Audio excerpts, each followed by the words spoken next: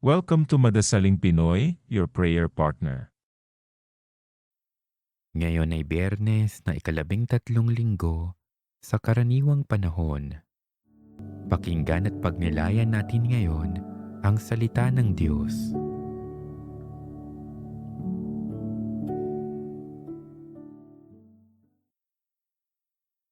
Ang mabuting balita ng Panginoon ayon kay San Mateo.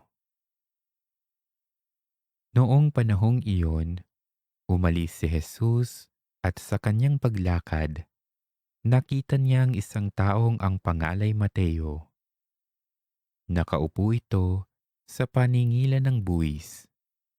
Sinabi ni Jesus sa kanya, "Sumunod ka sa akin." Tumindig si Mateo at sumunod sa kanya. Nang si Jesus at ang kanyang mga alagad ay nasa bahay ni Mateo, dumating ang maraming publikano at mga makasalanan, at sila'y magkakasalong kumain.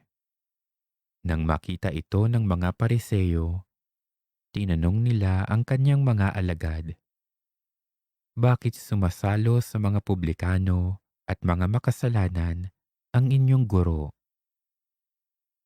Narinig ito ni Jesus at siya ang sumagot, "Ang mga may sakit ang nangangailangan ng manggagamot, hindi ang mga walang sakit.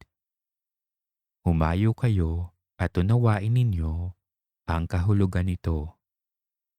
Habag ang ibig ko at hindi hain, sapagkat naparito ako upang tawagan